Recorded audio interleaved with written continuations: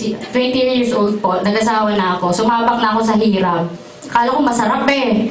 Hindi pala ganun kadali.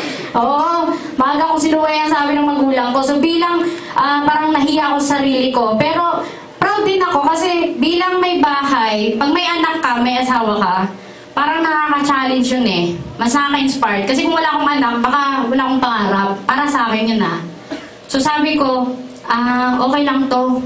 Kailangan ko lang talaga sigurong magsakripisyo. Kailangan ko bilang nanay, kasi ano tayo, pusong mamon tayo eh, lalong-lalo na sa anak. Wala tayong ibang iniisip kundi para sa pamilya, para sa anak, para sa pamilya, para sa anak. Lahat ng kapwa ko may bahay, ganun kasi lang iniisip. Wala tayong ibang, isusugal natin buhay natin para sa pamilya eh, parang ganun.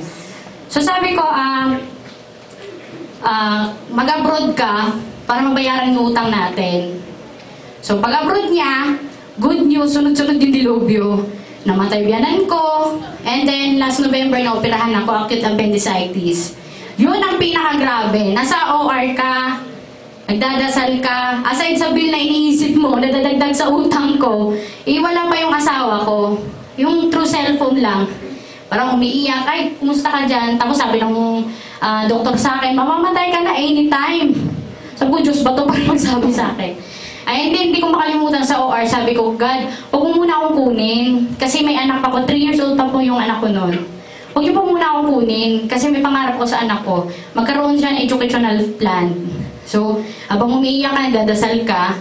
Kasi sana maging successful yung operation. Ganun. So, sabi ko, bilang working student, 10 years po ako iniwan ng nanay ko sa Mindanao para mapaaral. Nainiwan ako sa auntie kong may kaya, may business. Kaya doon pa lang, naka-mindset na sa akin na parang ang may pera, yung may mga negosyo. Diba? Ang pera nasa business, sabi ko. So, by December, pag-release sa akin sa hospital, nakilala ko yung sponsor ko, nangulit siya sa Facebook, inad ako, yun pala, re-recruitin ako. Pala ako inad, kaya kung may mag-add sa'yo, ano ba yun? So sabi niya sa akin, Fad, gusto mong business? Sabi ko, marami na akong business na try, pero lahat lubog. Malending, direct selling, naranasan ko maglako ng biskwit, bigas, itlog sa daan, para lang makatulong sa financial ng asawa ko. Kasi alam na maantayin ko yung buwan ng kita niya, ang hirap. So sabi ko, ayaw ko. Sabi ko, ano ba yung business niya? Sabi niya, networking. Sabi ko, patay. 2010, narinig ko yung number 1 na investigador. Ano sila? So sabi ko, ayaw mo yan. Pangit ang approach mo. Sabi ko, networking. Sabi niya, wala nang mawawala. Try mo lang. Kasi yung upline ko, nasa Amono. So, pinapunta niya, sabi niya punta ko sa bahay. Sabi ko kay Upline June, siya po yung nag-ano sa akin one-on-one. Doon tayo sa kapitbahay. Kasi galit yung mama ko sa business. Ayaw na niya kasi sunog na sa business yung ano namin eh. Laki na nang nalugi sa akin. So, pagpunta doon, paglatag sa akin ng OPP sa Global, doon ako natigilan sa how to join. Isa sa benefits yung scholarship certificate.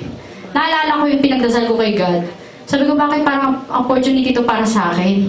Ano sabi mo? Sabi ko kay Kuya John, sabi niya, scholarship certificate. Sabi ko, hindi ka nagbibiro, educational plan. Sabi ko, kasi yan yung pinray sa akin eh. Ibig pa lang sabihin yun, si God, parang gagawa ng way. Binigyan man ako ng maraming problema, pero may binigay siya. So sabi ko, ganoon pala yun. So sa mga invites dito, or sa mga members, huwag ko natin gawing rason ng problema pag na-invite kasi sa Global. Kadalasan kasi, pag na-invite, may utang ako eh, hindi ko kaya mag-invest. Hindi ganon. Masisipin mo, ito pala yung binigay na opportunity para mabayaran ng utang mo. Diba? So sabi ko, hindi na ako negative. Sabi ko, okay, business-minded naman ako. Although, pangit lang kasi nung time na yun yung network marketing eh. So sasabi ko, say mag-join ako. Pag-uwi ng bahay, sa kabaliwang ko doon, sabi ko sa sarili ko, sana ako makukutang na naman ito. Hindi ako pinakutang ng nanay ko, galit na siya eh. So sabi niya sa isip-isip ko, sabi ko may uncle ako from abroad, siguro mapapautang ako, 7,980. So sa swertehan naman, hindi ako binigo, may pinautang ako na auntie ko. So mugalulan ako, pagbalik ni Kuya Jun, sinuksok kasi bago lang yung sugat ko, sariwang-sariwa, hindi ako makalabas ng bahay. Inipit ko lang sa bulsa niya. Hindi ko po kahit ganun siya kakilala, second time lang. Sumugal ulit ako, hindi ko alam kung babudol-budol ba ako. Diba? Pero sabi ko nakilala ng sinugal ko, sabi na native, pag natakbo ito, patay ako, magbabayad ako ng utang. Pero kinabukasan bumalik siya, dala-dalang global package. Tuwang-tuwa ako dati. So, naging member po ako dito. Pero after 2 months, bago ko nakita ang head office. Nung nakita ko February 2011, mas nabaliw ako kasi narinig ko yung mga speaker dito sa stage na to. Talagang nakaka-inspire. Sabi ko, hindi pa ako nagkamali ng business sa pinasukan. Ito na yun. Pero may tanong naman sa isip ko, anong gagawin ko?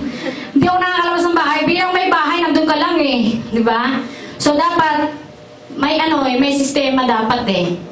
Doon ko nakilala ang Facebook. Ayan. So sa Facebook, sabi ko, sayang to kung papost-post ako, wala naman akong napapala. Di ba? So nakita ko, sabi ko, ay may potential to. Dito ko gagawin ang AIM Global. So, kahit nasa bahay ako, ito para tip na rin sa mga invite namin dito, mga member.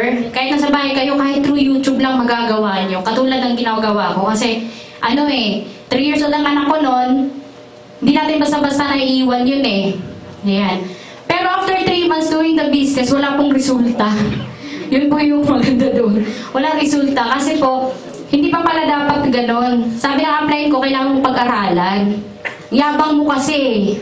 Ayun, sabi niya, hindi kasi, ang direct selling, iba naman dito, ibang AIM Global. May sistema to, pag-aralan mo. Parang nag-talk ka ng vocational school. Sabi ko, test na nga, 6 months, ito 2 months lang, bibigay ko daw. So April, May, binigay ko, nag-aral ako. Lahat ng training dito sa head office, sinunod ko lang po yung upline ko, billing niya, atin ako OPP, training. Nakikinig ako sa mga nagmamam, mga ganong diskarte. Lahat yun in-apply ko sa Facebook. And then after 6 months, may naniwala sa akin from Lebanon, si Ate May Chuan. Ayan. So nag-attend ko lang kasi sabi ko, nakaka-inspired. Ibang tao naniwala sa akin, samantalang asawa ko, pati mama ko. Alos mamurahin na ako, dinagdagan ko daw yung utang ko. So sabi ko, dito na lang ako mag-focus sa Facebook. And then, ayun, okay naman siya. Pero tinuloy ko lang talaga yung training kahit nasa bahay. Kahit lahat, pero nakakaranas din ng mga rejection, pang-iin dyan dito sa office. Kaya sabi ko, hindi na muna ako magdala. Baka di ko swerte yung pag-invite sa office. Sa Facebook na lang ako. Hakot, todo hakot. After 3 months, nagkaresulta siya. Nagkaroon ako ng international team. Sa Facebook lang. Yung goal ko una is magkaroon ng Alliance Unico International, binigay ni God. At doon, sabi ko nga, i-train ko yung the Facebooker. So, doon sabi ko, naging posible. Ang dating imposible na sinabi ko, naging posible pala. Dahil, ang ginamit ko lang dito is, aside sa sistema sa global, is believe sa sarili. Ayun. Lahat naman talaga tayo may believe sa sarili eh.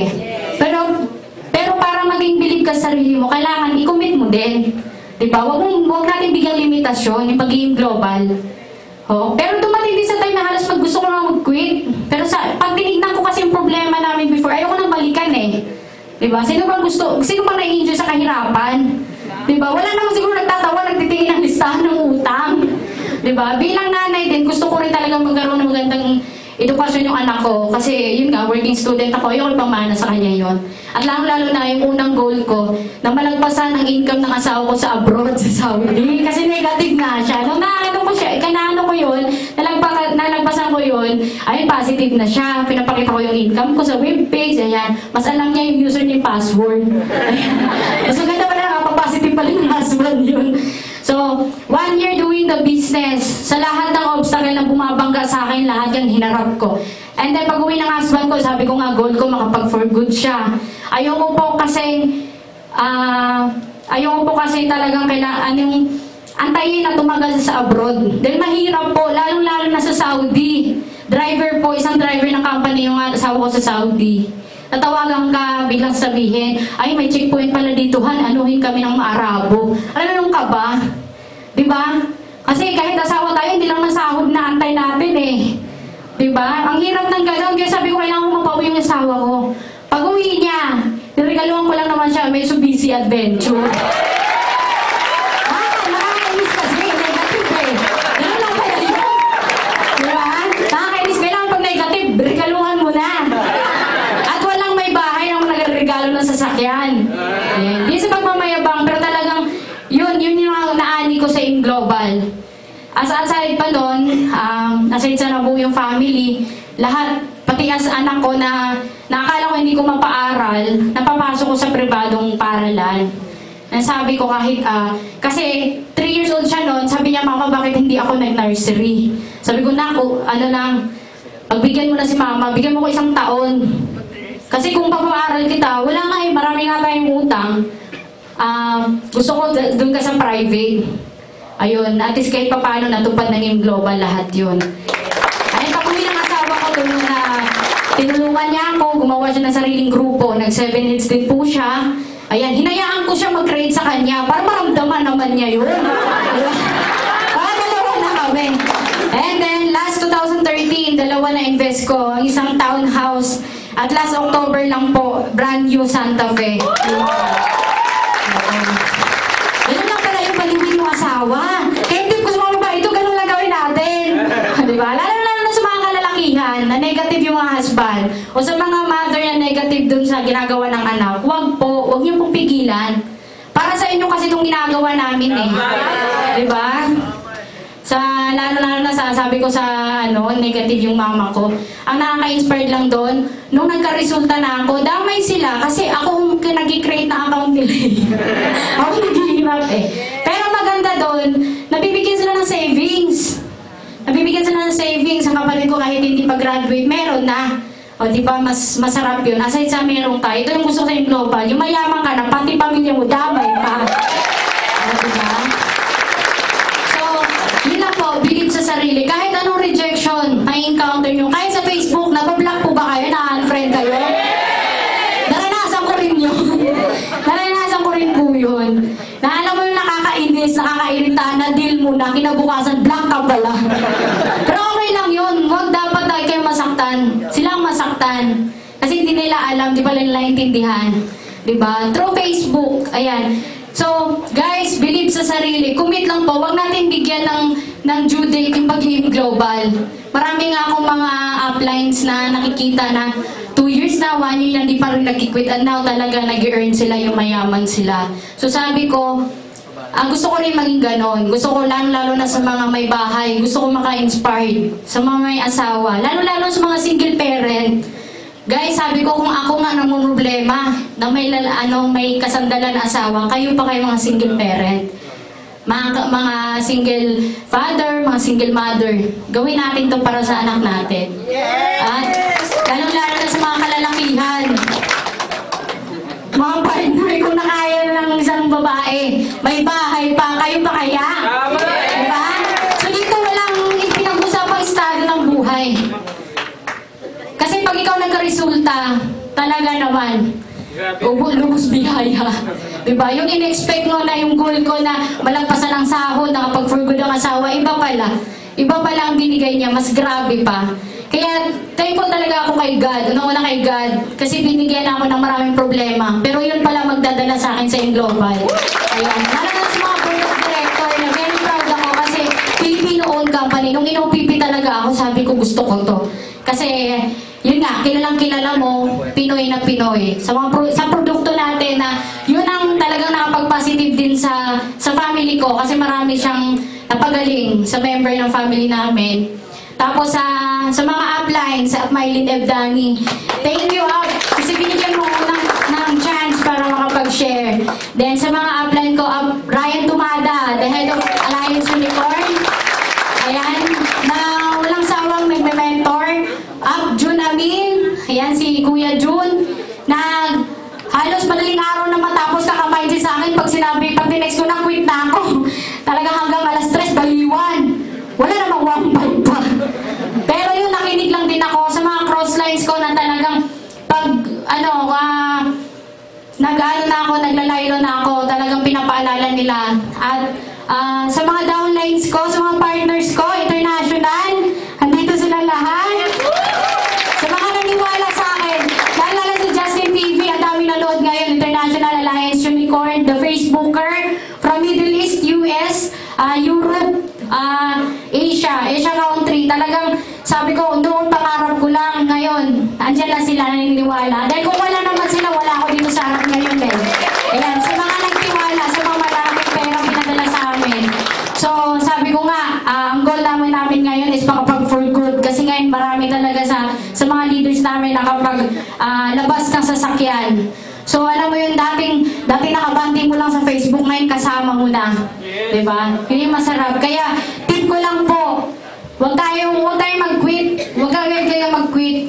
Lahat tayo nasasaktan talaga dito. Wala namang nagsasalita dito ng walang rejection na receive, diba? Totoo po yun. Kasi nung ako po, sabi ko, talaga bang na ano yan sila? Napagdaan sila ng hirap? Sa akin po pala yun, totoo pala talaga yun. Nabubulol ako. Ayan, so, ayan, ang masasabi ko lang, sa katulad kong may bahay, sa mga invites dito sa mga members, gawin natin ito para sa family natin. Lalo sa mga anak natin. Mahal natin yung mga anak natin. Lalo sa abroad. Sabi ko nga, marami naman sa nag-abroad dahil sa family, pero parang ayaw na ng opportunity. Okay lang yun. Magigising din sila. Kaya sa mga invites namin dito, go lang ng go. At gagawin natin yung global, hindi lang para magpakasarap, kundi para makuha ang ating mga pangarap. Thank you po. Fatima, magaling! Maraming salamat. Magaling ba si Fatima? Para tuloy-tuloy tayo, James. Siguro pakilala na rin natin yung isa sa upline, yung